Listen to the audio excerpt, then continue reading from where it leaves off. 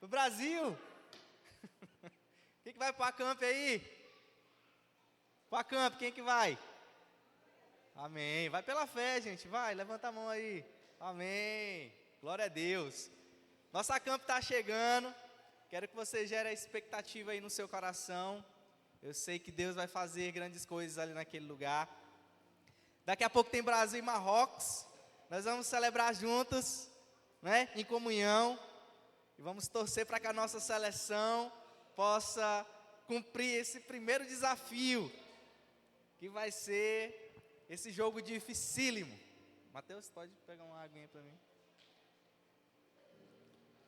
Mas, antes disso, nós temos algo muito precioso aqui, que é conhecermos um pouco mais da palavra de Deus, aprendermos um pouco mais sobre a palavra de Deus, pedir ao Senhor que possa falar conosco aqui nessa tarde e poder aprender algo do Senhor, poder permitir que Jesus possa falar conosco aqui nesse lugar.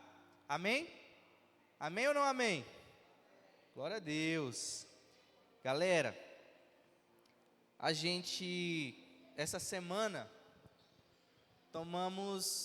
escolhemos estar aqui em comunhão para assistir esse jogo, aqui, na nossa igreja. E a gente teve alguns comentários lá no grupo, né? Tipo assim, cara, coisa meio esquisita a gente assistir o jogo do Brasil, no templo onde a gente vem para adorar. E algumas pessoas acharam estranho o fato da gente ter escolhido esse lugar para a gente poder assistir juntos.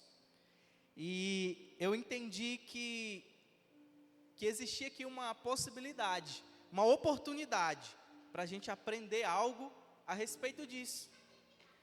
Há um ensinamento a respeito da palavra que nós podemos aplicar a respeito desse assunto. E eu quero deixar claro que o motivo dessa pregação não é apenas para responder a essa pergunta, se pode ou não pode assistir o jogo dentro da igreja. Nós, na verdade, vamos estudar a palavra e nós vamos aplicar a palavra. E se isso fizer sentido para você, se essa pregação puder responder essa pergunta para você, mas nem tudo é óbvio, mas eu espero que os nossos corações estejam abertos para a gente aprender um pouco mais aqui, nessa tarde. Amém? Já quase noite. Amém? Queria que você abrisse sua Bíblia no livro de João, capítulo 4. Livro de João, Evangelho segundo João, capítulo 4.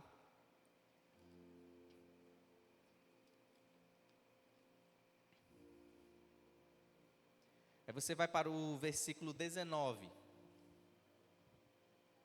João 4, 19. Só para lembrar, o que está acontecendo aqui? Jesus está viajando e ele decide nessa viagem passar por uma estrada que é incomum para um judeu. Jesus está passando por uma cidade chamada Samaria. Você conhece essa história? Jesus, então cansado, com sede, ele para perto de um poço e então ele encontra uma mulher samaritana. E ele começa a conversar com essa mulher. E então, Jesus pede água para ela, eles têm um diálogo. E ela então descobre que Jesus é um homem diferente. É um homem com uma autoridade que ela nunca havia visto antes.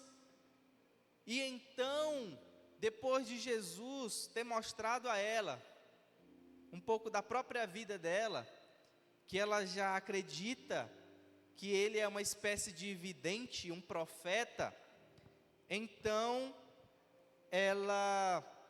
a gente tem esse diálogo.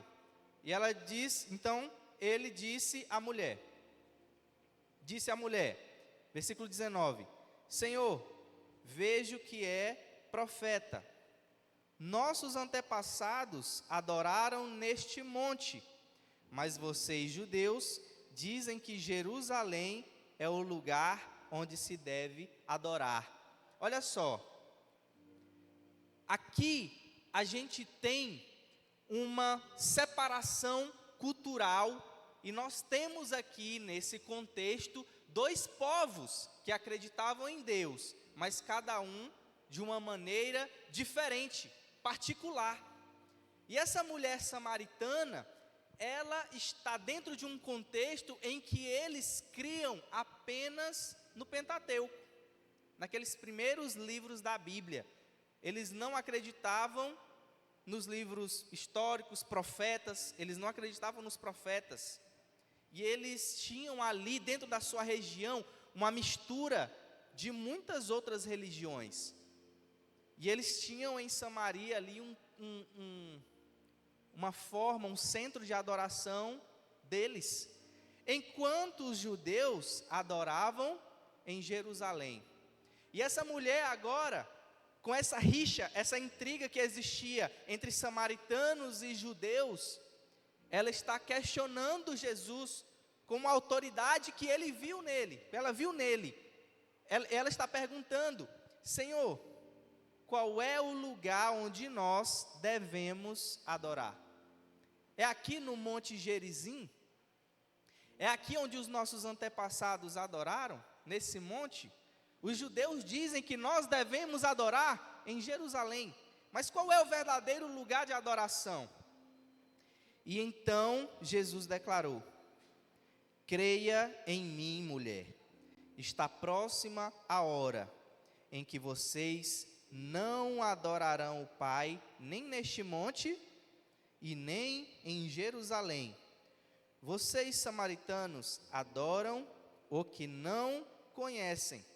Nós adoramos o que conhecemos, pois a salvação vem dos judeus. Versículo 23. No entanto, está chegando a hora, e de fato já chegou, em que os verdadeiros adoradores adorarão o Pai em espírito e em verdade. São estes os adoradores que o Pai procura. Deus é espírito, e é necessário que os seus adoradores o adorem em espírito e em verdade. O que aquela mulher está dizendo para Jesus nesse diálogo? Jesus, qual é o lugar físico que nós devemos adorar a Deus, para que de fato a nossa adoração suba ao Pai? Qual é a cidade que nós devemos estar? Vocês têm um templo lá em Jerusalém, é lá que a gente deve adorar? Qual é o lugar, Jesus, que nós devemos adorar? E Jesus então está dizendo para aquela mulher: mulher, está chegando a hora. E essa hora já está surgindo, em que os verdadeiros adoradores, eles não ficarão limitados a um templo. Chegará a hora em que os verdadeiros adoradores não necessitarão de um lugar físico para dizer que esse é o lugar da verdadeira adoração. Muito pelo contrário, vai chegar a hora que os verdadeiros adoradores adorarão o Pai em espírito. Onde é que está o Espírito, gente? Onde está o Espírito? Em nós. O Espírito está em nós. E Ele está dizendo: os verdadeiros adoradores adorarão em espírito. Meus irmãos, a gente precisa estar num lugar geográfico específico para que nós estejamos no Espírito? Não. E ele diz mais: esses adoradores adorarão também em verdade.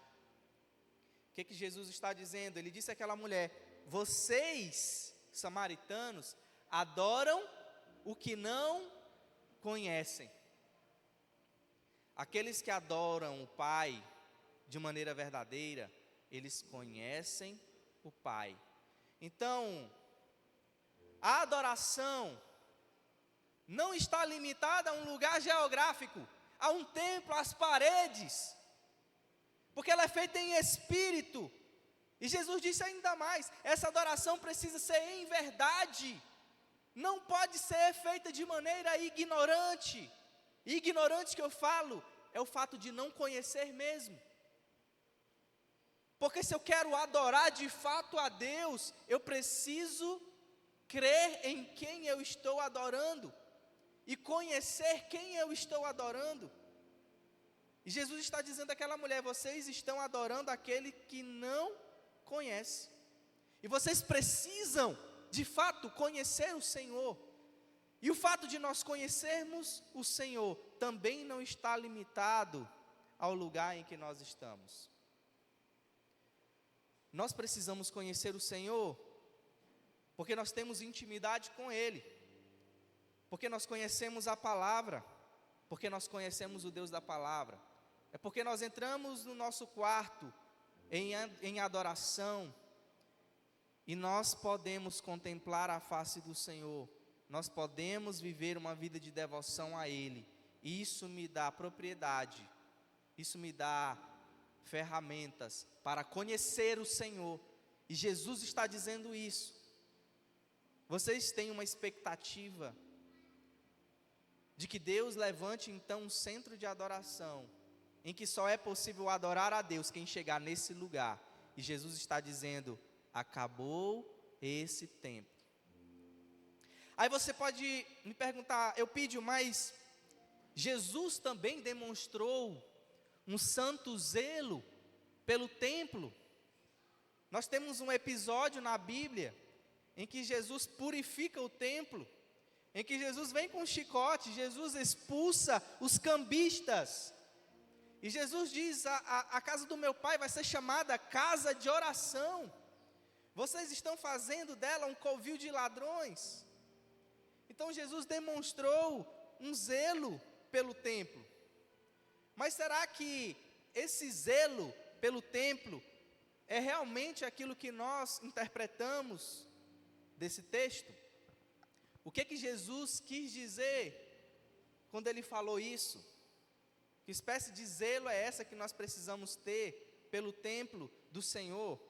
Será que nós podemos aplicar esse texto dizendo: se Jesus, Ele foi zeloso com o templo que Ele chamou da casa do Pai, nós podemos então trazer para os nossos dias e achar que é a mesma coisa?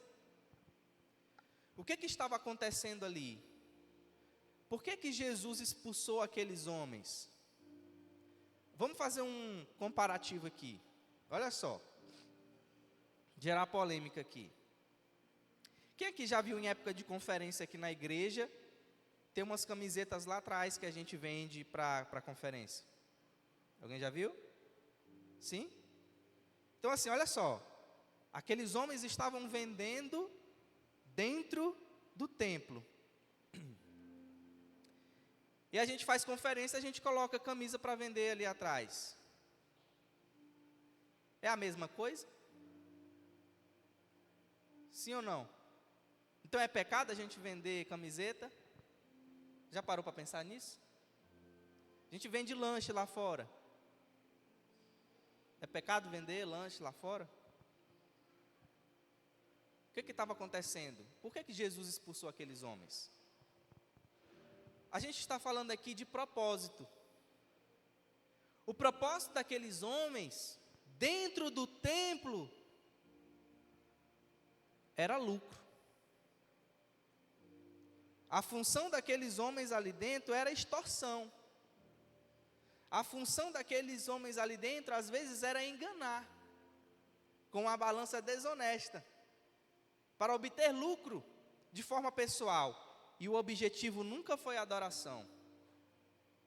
E Jesus, com essa atitude, está demonstrando um santo zelo para com o seu povo, não simplesmente com o lugar geográfico, com aquelas 4 paredes, Mas ele está dizendo, esse lugar deveria ser conhecido por pessoas que têm fome e sede de buscar a presença de Deus, mas vocês estão fazendo ela uma forma de obter lucro, uma forma de ganho pessoal. E meus irmãos, o propósito de Deus para as nossas vidas é que a gente possa verdadeiramente adorar a Jesus em espírito e em verdade. Eu quero trazer mais um texto, lá em Hebreus capítulo 3, versículos 5 e 6.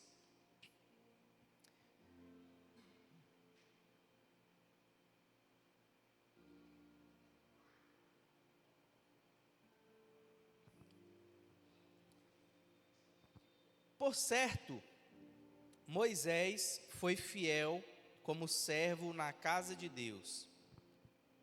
Amém até aqui? Quem que foi fiel na casa de Deus? Quem? Moisés.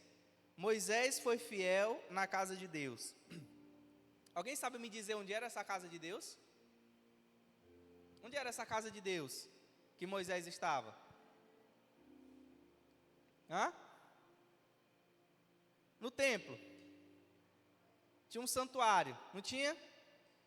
Tinha uma tenda, não tinha? Sim ou não? Sim, não tinha? Faziam os rituais, os sacrifícios, e aqui está dizendo que Moisés foi fiel na casa de Deus, e seu trabalho ilustrou verdades que seriam mais tarde reveladas. Que verdades seriam essas? Olha só o que vai dizer aqui no livro de Hebreus. Mas Cristo, como Filho, é responsável por toda a casa de Deus. Olha só, Moisés foi responsável lá no Antigo Testamento pela casa de Deus, pelo lugar físico, da manifestação da presença de Deus, a Arca da Aliança, a arca poderosa, que atraía a presença, que revelava a presença, que demonstrava a presença de Deus. Moisés estava lá, numa demonstração de uma sombra de algo que estava por vir. Só que Cristo posteriormente ia revelar algo ainda mais profundo. O que é então que ele faz? Mas Cristo, como Filho, é responsável por toda a casa de Deus. Que casa é essa? E nós somos a casa de Deus, se nos mantivermos corajosos e firmes em nossa esperança gloriosa. Antigamente, Moisés trabalhou bem lá na casa de Deus. Só que hoje nós temos alguém cuidando da casa de Deus. E o texto está dizendo: a casa de Deus somos nós. Sabe, quando nós colocamos um zelo pela casa de Deus,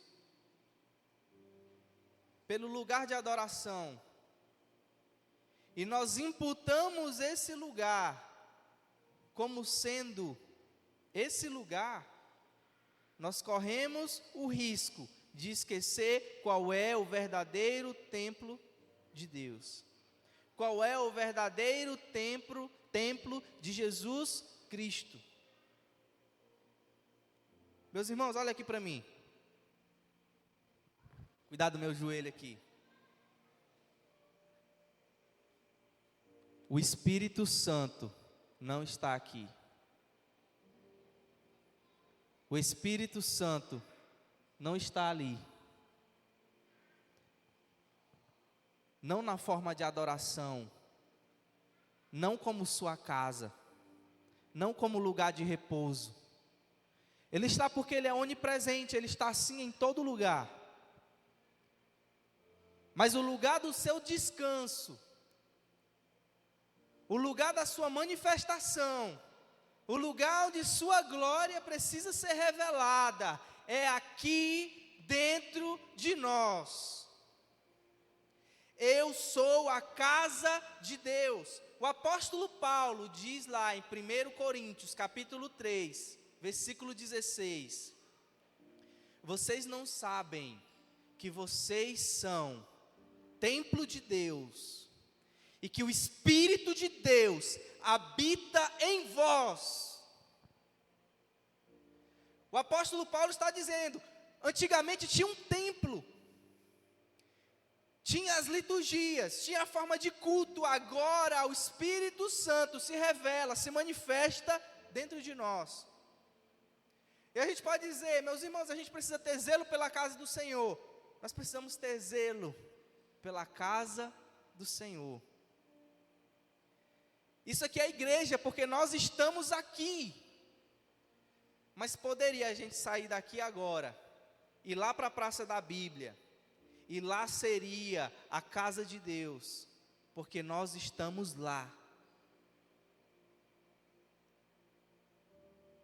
Aí nós esquecemos, eu já vi algumas pessoas assim, ei, não faz isso não, a gente está dentro da igreja. Olha, pecado esse aí, tu está fazendo isso dentro da igreja. Como se o sacrilégio, como se o pecado fosse cometer isso dentro da igreja. A grande questão não é se pode ou não pode assistir o jogo da seleção dentro da igreja. A gente pode aplicar essa palavra então da seguinte maneira: por que é pecado assistir o jogo da seleção brasileira dentro da igreja? Qual é o pecado de assistir o jogo da seleção brasileira dentro da igreja? Primeiro, é pecado assistir o jogo da seleção brasileira? Vamos por partes. É pecado assistir o jogo da seleção brasileira? Sim ou não? Você acha que é pecado? Não? Porque assim, vamos lá.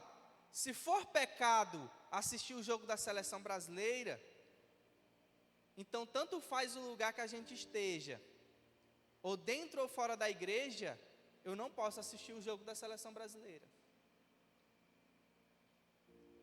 Porque eu sou o templo. Se eu entendo que assistir o jogo da seleção brasileira vai agredir esse santuário santo, então eu não vou fazer isso em nenhum lugar.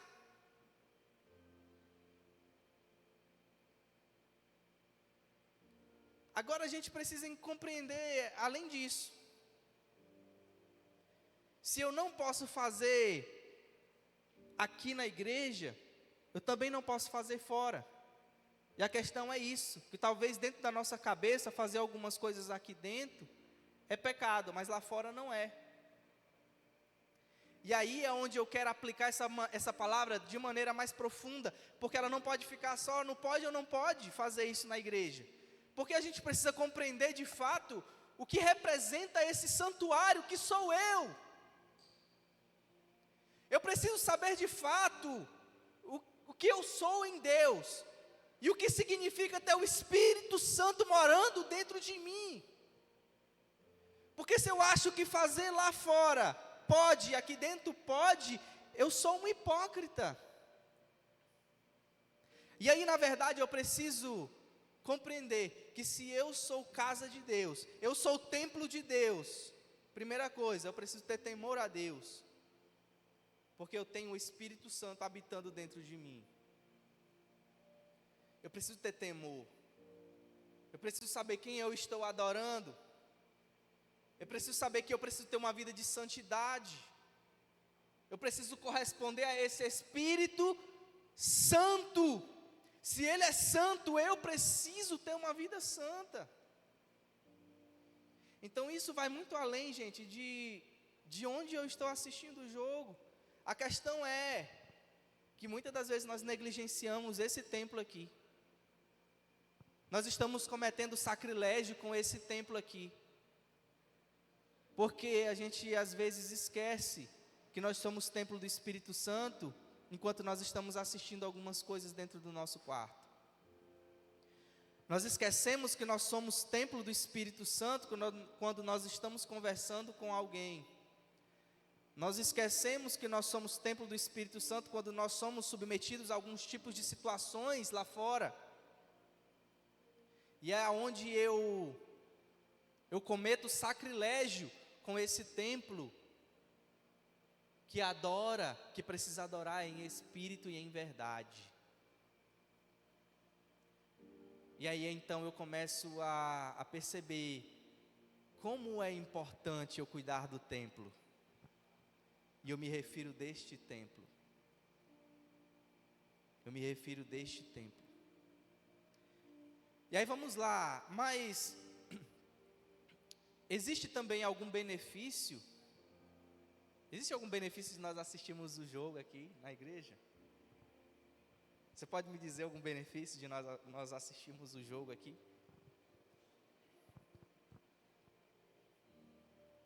É bom a gente gritar gol junto? Alguém falou ali, ó, comunhão.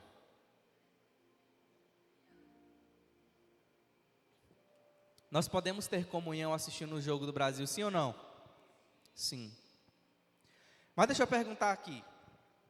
É possível que alguém cometa idolatria colocando o futebol acima do Senhor? Sim ou não? Sim. É totalmente possível. Só que nós não podemos então generalizar. Nós precisamos então tratar essa questão de maneira individual.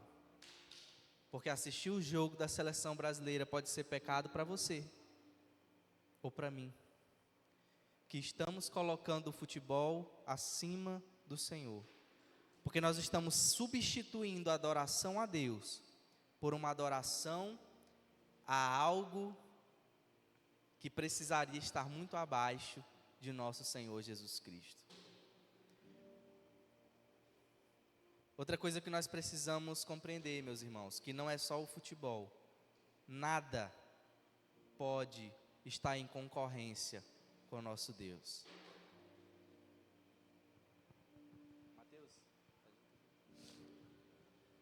Na verdade, nada pode estar em concorrência com o nosso Deus. Nem o futebol, nem o conhecimento, sabe, nem aquilo que você gosta, o seu esporte favorito. Nada pode estar em concorrência. Tudo pode ser qualquer coisa pode virar uma idolatria para as nossas vidas. E isso também agride o templo, porque esse templo, o templo que agrada o Senhor, só pode existir um rei assentado no trono. E esse rei é Jesus Cristo. E eu pergunto, Jesus Cristo está assentado no trono da sua vida? Jesus Cristo é o rei desse templo que é a sua vida? Jesus é o Senhor da sua vida? Você tem zelo por esse templo? Sabe, porque esse templo precisa estar limpo. Esse templo precisa estar purificado e nós precisamos zelar por esse templo. Nós precisamos zelar por essa mente. E meus irmãos, o nosso desafio é manter esse santuário. O nosso zelo é manter esse santuário limpo, agradável para Deus. Já ouviram aquela música do Palavra Antiga? E eu sou casa, lugar de Deus, e Ele habita em mim. Você pode fechar seus olhos por um momento, botar a mão no seu coração. Eu quero que você pense nisso. Eu quero que você tenha essa revelação da mesma maneira como eu tive. Sabe esse texto que eu citei para vocês, de 1 aos Coríntios, capítulo 3, versículo 16. Deus me deu essa referência enquanto eu estava orando. Eu já contei isso aqui. Eu estava orando no pé da cama, recém-convertido. E eu estava muito constrangido. muito constrangido porque eu sabia de quão pecador eu era e de como eu fui salvo. E eu ouvi alguém dizer que o Espírito Santo morava dentro de mim. E eu fiquei incrédulo quanto a essa palavra. E eu estava orando, perguntando a Deus: Senhor, o Senhor de fato mora dentro de mim? E Deus trouxe essa referência bíblica na minha mente. E eu levantei, eu fui pegar a minha Bíblia porque eu não sabia do que se tratava. E Ele estava me respondendo através desse texto. Você é templo de Deus. E o Espírito de Deus habita em você. E eu compreendo que se o Espírito Santo de Deus habita em mim, eu preciso ter temor. Eu preciso ter temor. E sabe, o fato de ser pecado ou não, é porque eu estou ofendendo a Deus. E isso está independente do lugar onde eu estou. E eu preciso ter esse santo zelo para com esse templo.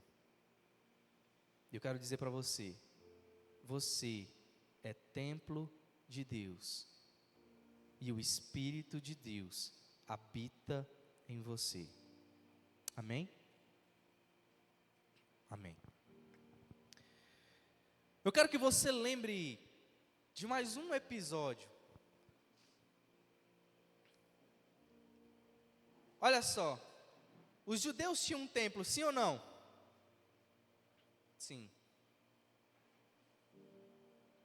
Mas e depois que Jesus foi crucificado? Como que ficou a vida dos cristãos? Como que era a vida da igreja primitiva? Você já parou para pensar? Onde é que eles iam adorar? Qual era o lugar que a igreja primitiva adorava? Eles iam para o templo? Não. Eles se reuniam nas casas. Não tinha templo. E talvez, meus irmãos, se a igreja primitiva pudesse olhar para a gente e pudesse avaliar a nossa igreja hoje, o que ela ia dizer de nós?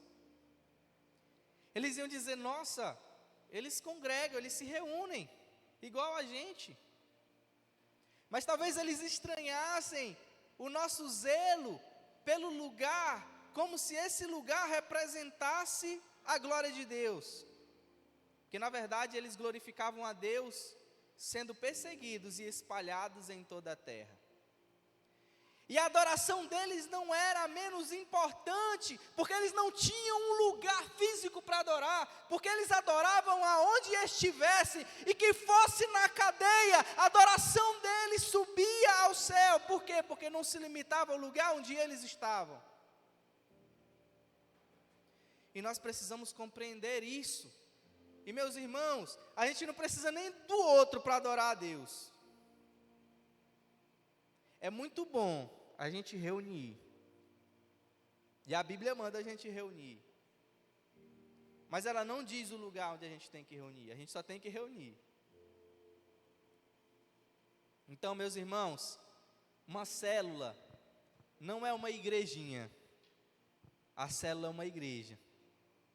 A célula é muito importante. A manifestação de Deus ali. Por quê? Porque você está ali. E algumas pessoas que ainda interpretam mal alguns outros textos, onde 2 ou 3 ou mais estiverem reunidos no meu nome, ali estou eu no meio deles. Quer dizer então que a gente precisa de 2 pessoas ou mais para adorar a Deus, é isso? Sim ou não? Que a Bíblia está dizendo, onde 2 ou mais estiverem reunidos no meu nome, ali eu estou. E se for só um? Deus não está só no individual? Quer dizer, quando eu estou adorando sozinho no meu quarto, Deus não está lá? É isso que o texto está dizendo? Não, não é isso que o texto está dizendo. A Bíblia está falando de concordância. O contexto do texto é, quando alguém precisar repreender um irmão, é importante que você leve 2 ou 3 testemunhas. Para quê? Para concordar. sobre aquilo que vocês estão falando. Então, aquilo que vocês concordarem, eu estou lá no meio deles. E o que o texto está dizendo? Se vocês concordarem, eu também concordo. Não está dizendo que precisa de 2 ou mais pessoas para adorar. Para adorar, só basta você, meu irmão. Para ter intimidade com Deus, só basta você. Para ter revelação, só basta você e sua Bíblia. E Deus vai falar com você. Mas algo que nós não podemos abrir mão é do zelo pelo verdadeiro templo de Deus, que somos nós.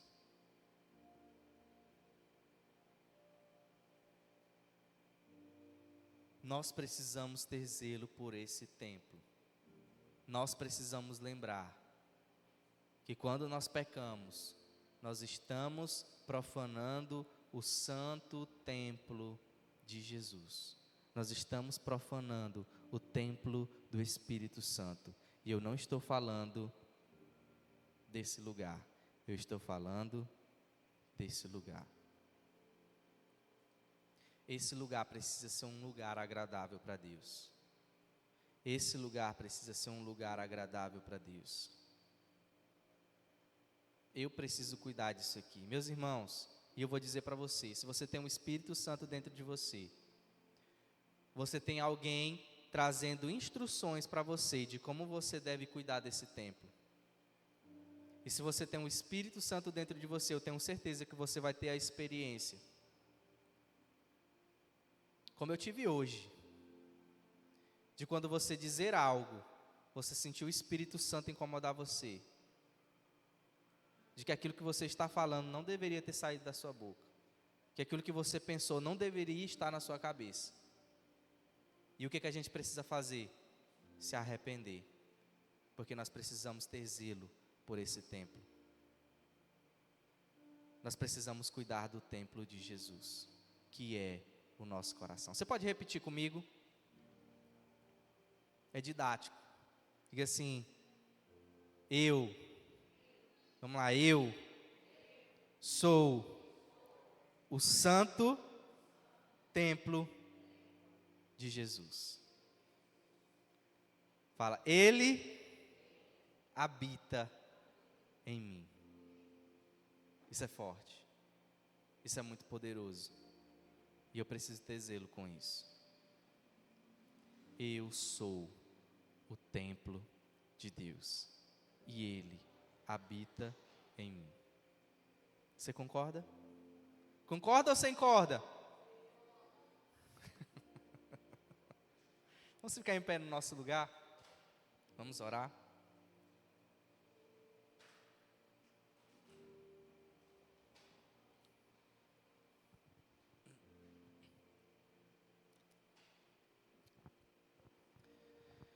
Eu quero que você medite nesse texto hoje.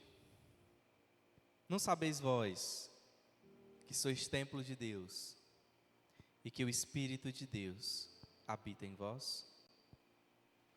Você não sabia que o Espírito de Deus habita em você?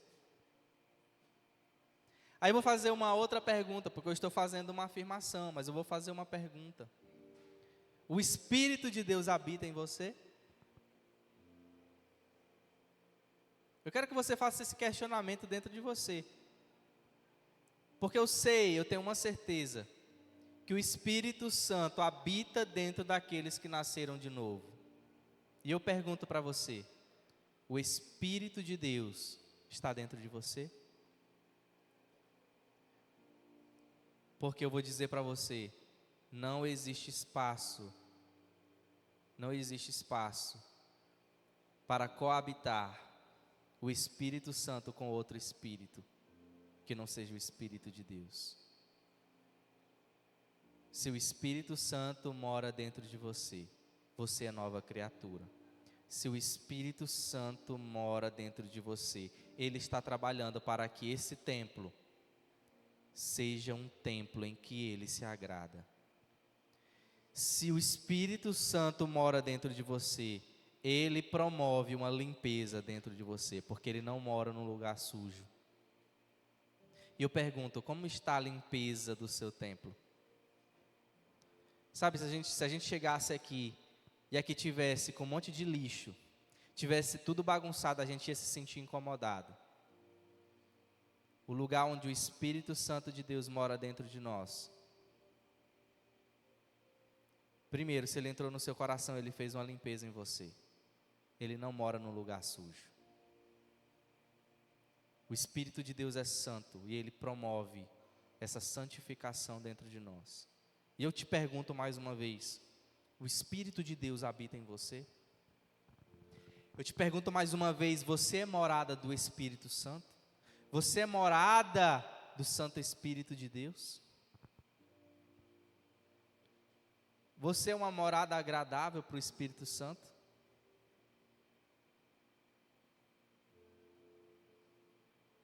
Se você tiver discernimento da profundidade que tem essa pergunta, eu meditaria nela mais profundo. O Espírito de Deus de fato habita em você? Você já permitiu ser santificado, ser tratado, ser trabalhado pelo Espírito de Deus? Quero que você ore comigo. Senhor Jesus, nós estamos aqui hoje para aprender do Senhor, aprender com o Espírito Santo e eu quero te pedir para que o Senhor possa usar desse corpo como um lugar agradável, como o templo do Senhor, como casa do Senhor. Eu te peço, Espírito Santo, para que o Senhor possa habitar em nós e que seja agradável para Ti o nosso coração,